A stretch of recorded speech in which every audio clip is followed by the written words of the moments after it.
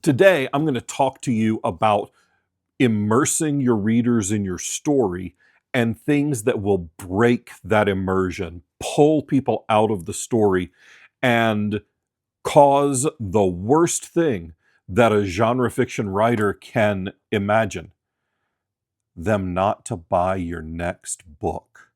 So stick around and let's talk about how not to pull your readers right out of the story.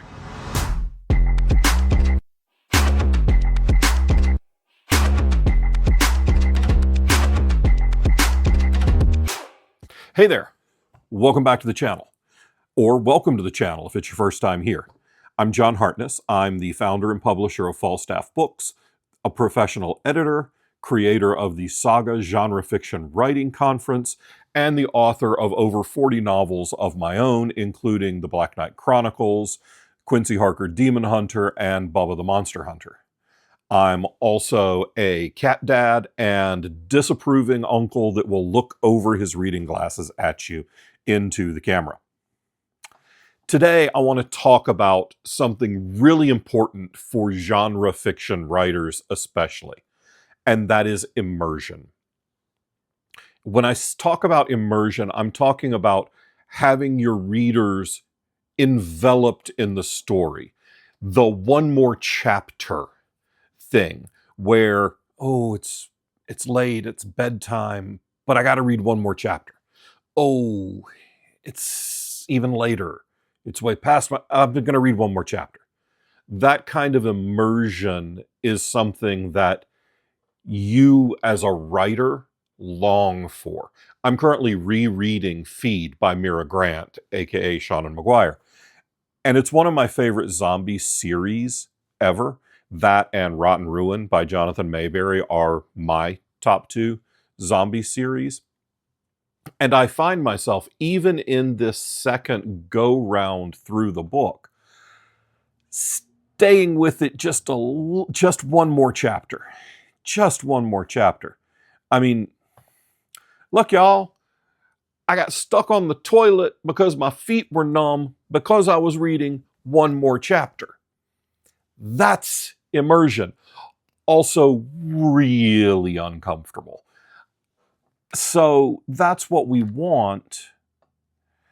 And you can get that by building characters that people can't get enough of, by creating situations that are so thrilling that they can't escape them.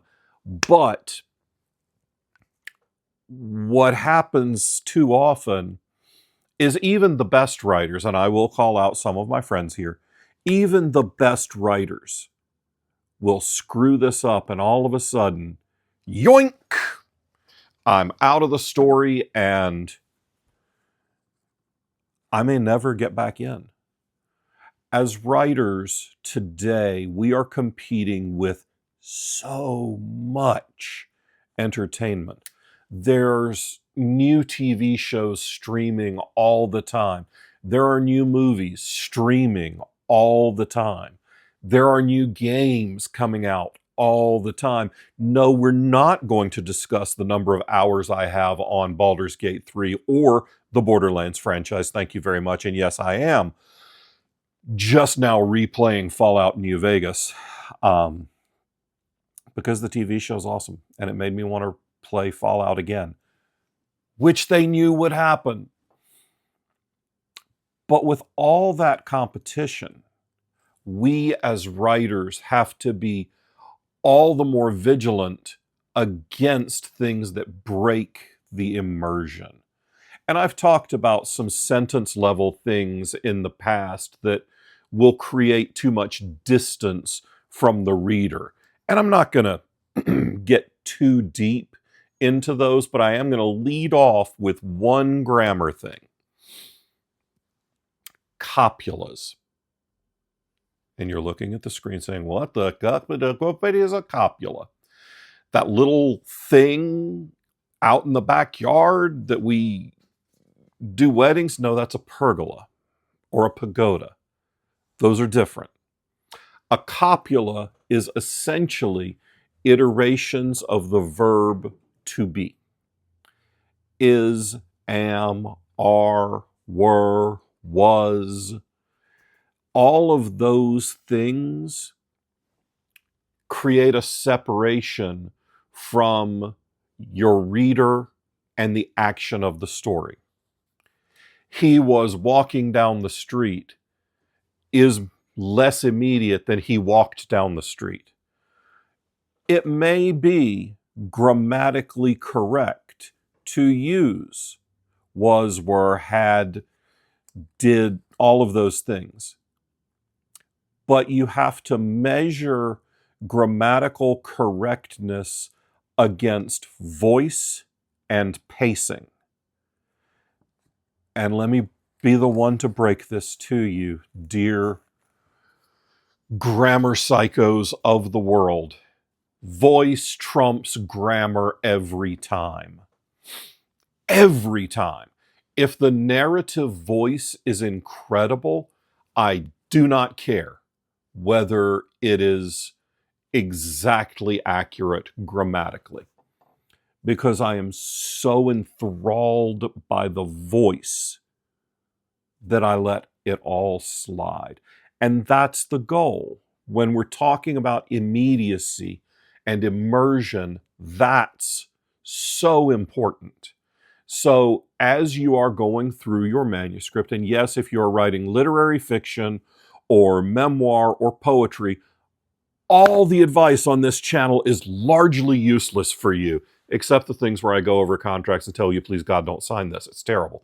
That applies to any contract. But this is for commercial genre fiction, science fiction, fantasy, thrillers, mystery, romance, romantasy, lit RPG, and Litterpig is my absolute favorite bastardization of lit RPG, and I shall call it Litterpig forever. Thank you, my friend, who I'm not going to call out in this video, who coined that phrase to me, and another friend of mine who is a monster in the Litterpig genre. We're keeping that close in our hearts forever. Thank you. All of these genres depend on immersion and immediacy. So go through your manuscript and try to cut out about 80% of the instances of the verb to be. And I promise that you will find your work clipping along a little better, and perhaps getting more read through and more sell through on your books in series. But there's a couple other things that will yoink a reader right out of the story. And one of them is factual errors. And this is a tough one. Not everyone's going to be an expert on everything. And your editors may not catch it, because your editor may not be an expert on everything. For example, if you're writing a medical thriller, you are likely not going to have a doctor as any of your editorial staff. So you, as the writer, need to make sure that you have the same level of expertise that your characters do, or that you have at least called upon subject matter experts. In some cases, this is a very small issue, but it's a very real one. For example, I honestly do not remember the name of this book, so don't ask. But it was a big selling fantasy book 5 or 10 years ago, and I'm reading along and it's going fine, and the characters sit down and they start playing a game of poker. And they call out the game that they're playing. I think they were supposed to be playing either 5-card draw, which is what most people grew up playing at their kitchen table with their grandparents, or they were playing Texas Hold'em, which is what you've seen on television all throughout the 21st century. But the game they were describing was 5-card stud, which is played very differently and has an entirely different structure of play and betting than the other two games. I spent quite a few years immersed in the poker industry. I still play on occasion, but I wrote for several years for the largest poker news site in the world. I am obscenely invested in the rules of the vast majority of poker games.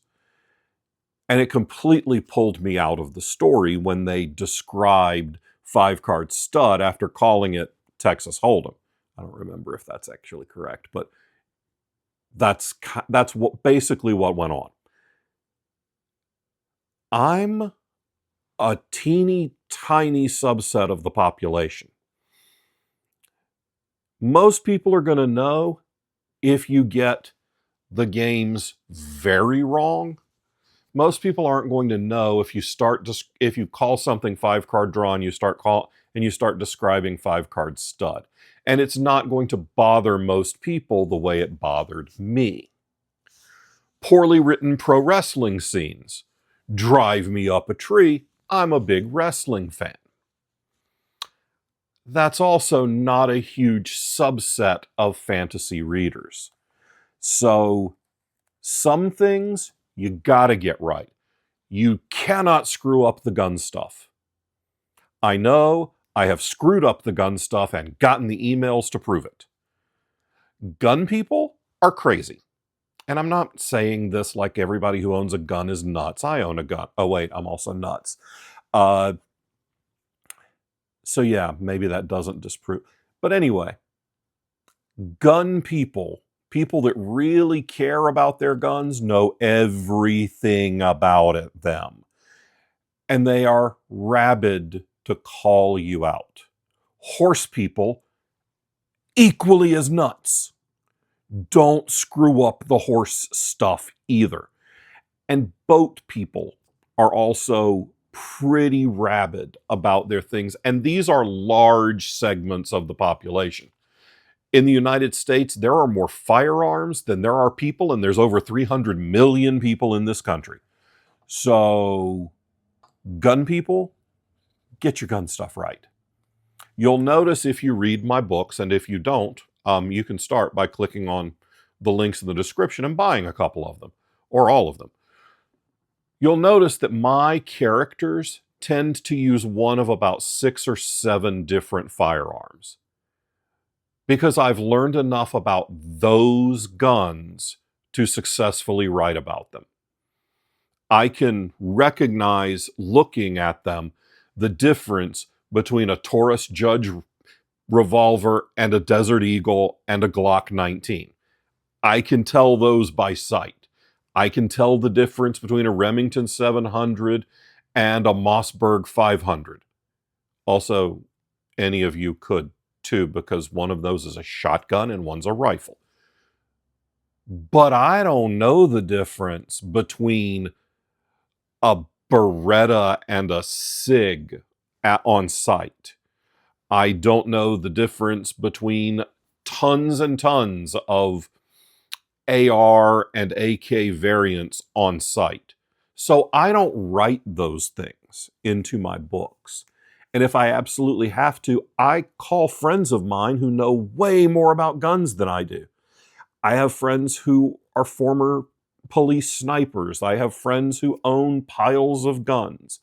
I have friends who are lifelong hunters. I have people I can call to fill in my holes.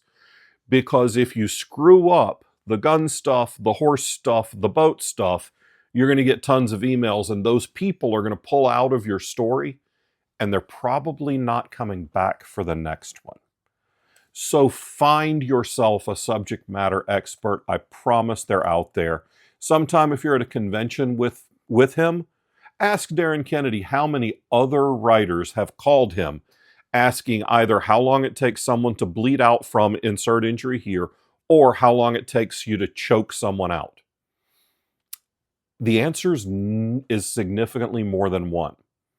I know, because there was a day when I was not the first person that day to text Darren and say, how long does it take somebody to bleed out if you cut their carotid? He's like, funny enough, somebody else just asked me this a couple hours ago. And I was like, yeah, well, we kill a lot of people in genre. So make sure you're killing them right. And make sure you're killing them softly, or the Fugees will come find you. Yeah, I know. Well, the Fugees were a cover. I get it. But when I was coming up with that smart-ass comment, I couldn't remember who did the original. And I want to say Roberta Flack, but I'm not 100% sure. Anyway, so cut out your iterations of the verb to be. Make sure that your facts are right on the stuff that has a broad appeal. And speaking of broad appeal, if you are going to use pop culture references, make sure that your pop culture references are universal and have entered the cultural subconscious for your culture. For example, Jim Butcher in the Dresden Files frequently talks about the Force and young Padawan, and he makes a fair number of Star Wars references. And the Dresden Files came out before the Star Wars books, the Star Wars movies started up again. But even then, Star Wars was such a part of nerd culture. And let's face it, nerd culture is who was reading the Dresden Files. He could get away with it. He also didn't do much in the way of deep cuts. And those deep cuts are where you get into trouble.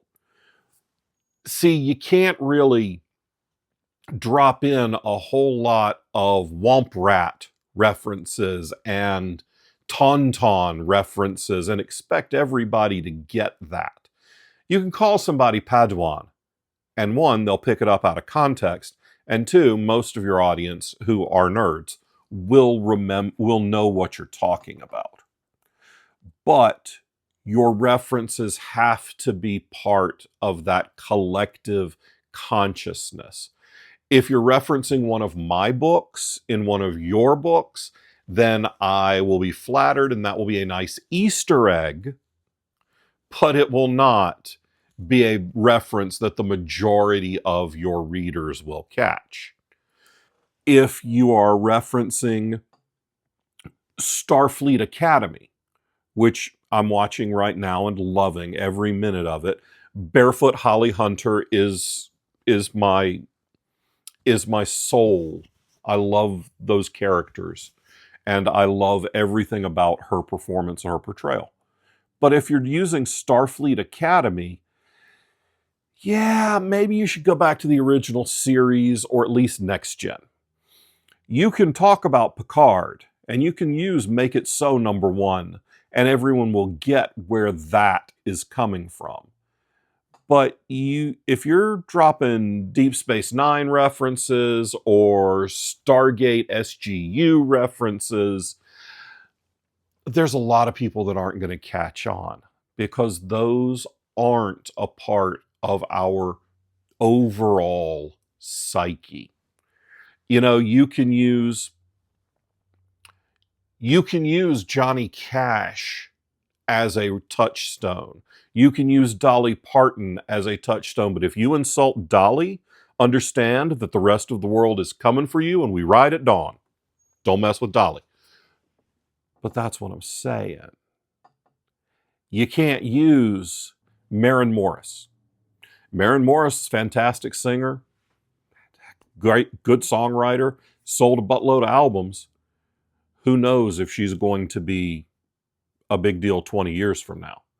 You can't use Leanne Rimes. You can barely use Reba McEntire. When you're looking at pop culture, for the reference to land, it's got to be current. And boy, sometimes your references don't age well. I've been redoing the first 3 Black Knight Chronicles books because the books are reverting to me and I've already gotten permission to release a nice special edition hardcover of the first 3 books. Well, as part of that, I'm going back through and revising the text to make it the author's preferred edition because those books are 15 years old at this point, and I wanted to polish them up. Yeah, in 2011, I made some reference to Bill Cosby as a milquetoast comedian who's the dad of a generation.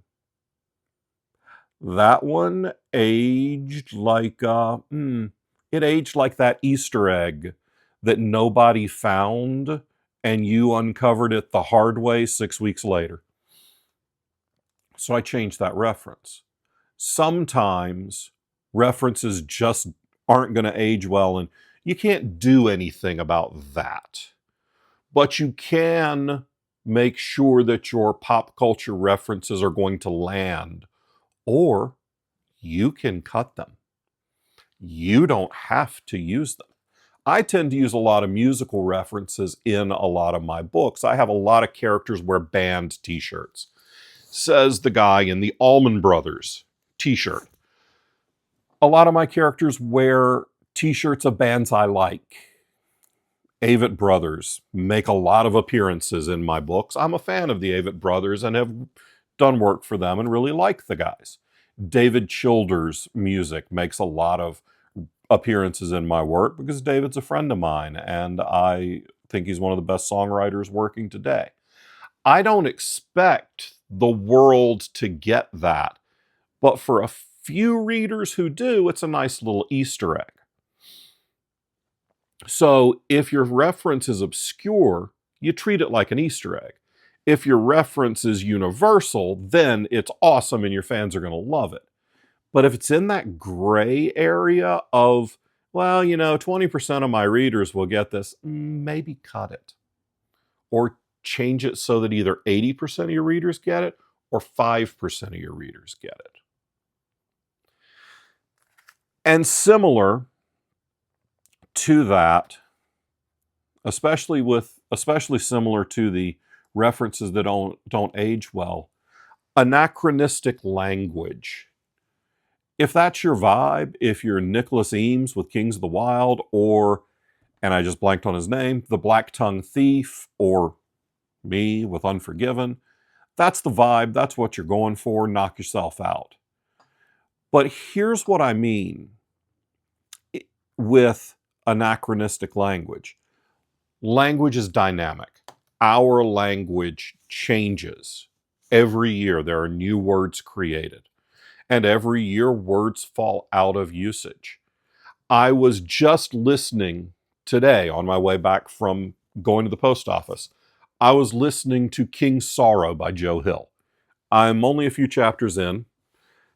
Joe Hill's one of the preeminent horror writers of this generation. He is a masterful storyteller. And this book is set in 1989, 1990.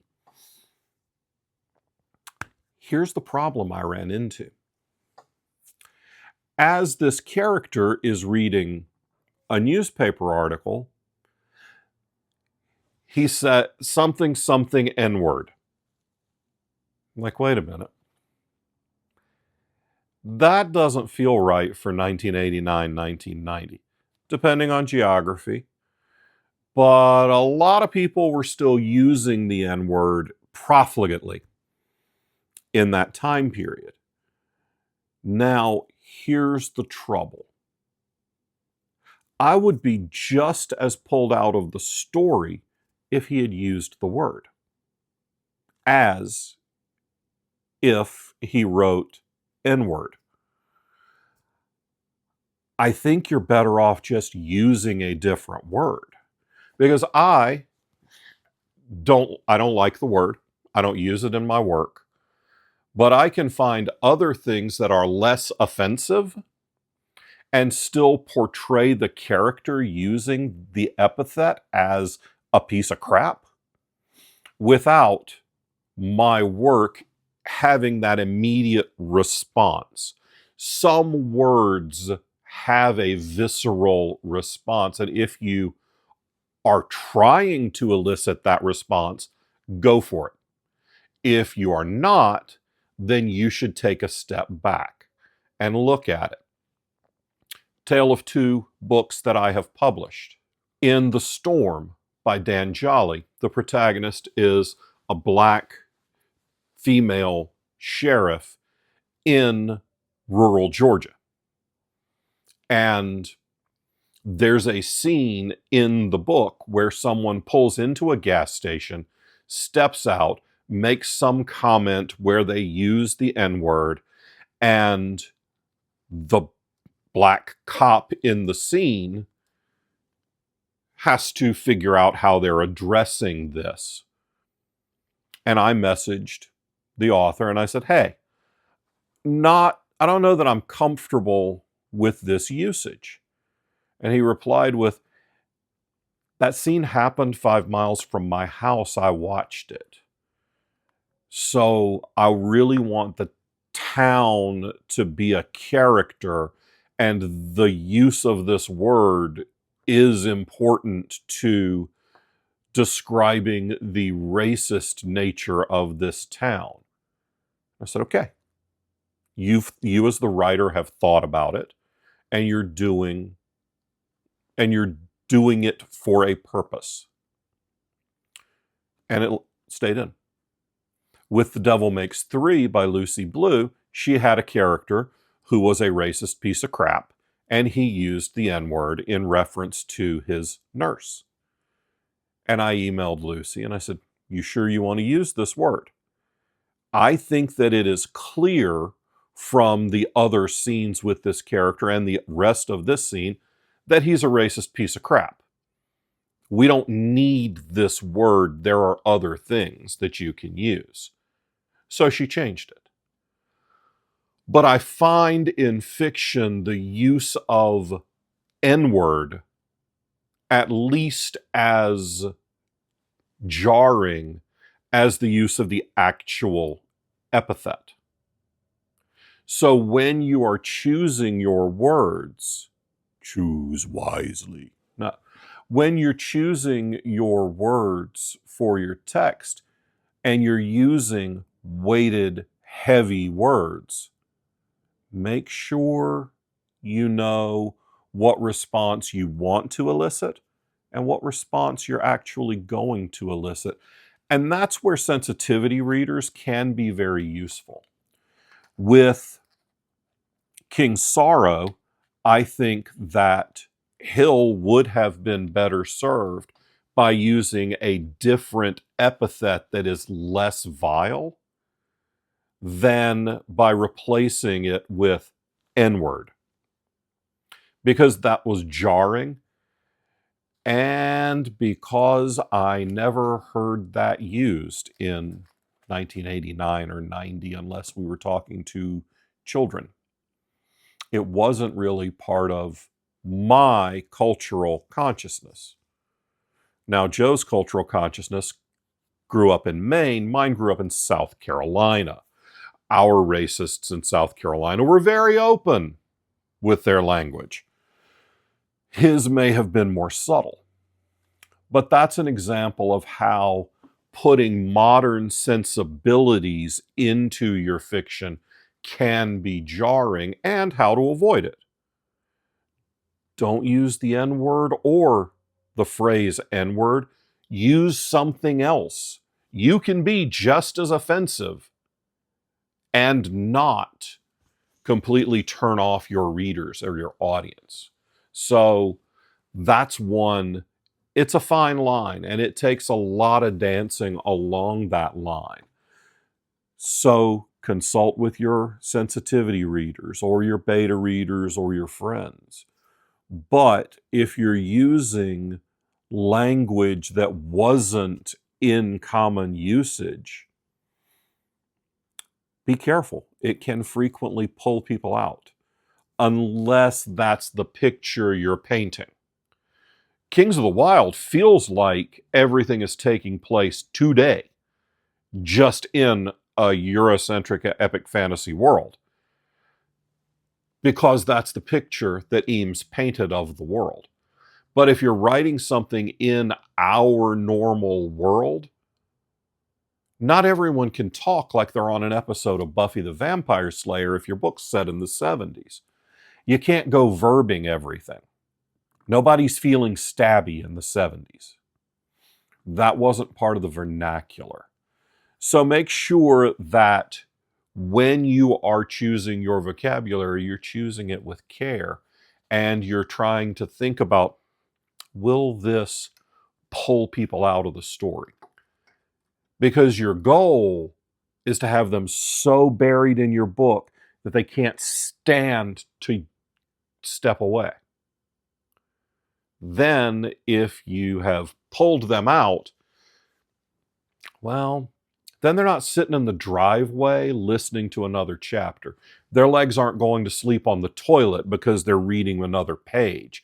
They're not sitting at the restaurant reading one more chapter after the waitress has cleared the table. You want people to send you emails saying, I was useless at work today because I stayed up till 3 o'clock reading. You don't want them saying, you did such a good job, I was able to stop right on time reading every night and I woke up fresh as a daisy. Because, spoiler, you're not going to get that email. So those are a few things that will pull people out of your story. So don't do those. And if you want to learn more of these tips and tricks and you want to learn them a little faster than everybody else, and you want to see your name on the screen like all of these cool people, you can be a member of the channel. And good Lord, if you've stuck around this long, you may as well click the like and subscribe button and tell me what pulls you out of a story. Leave me a comment down below and tell me something that an author can do where you're just like, what? And now I'm stuck back in my real world? This sucks. Also, I'm old enough to remember when the real world was on TV, and it sucked too. So, till next time, bye.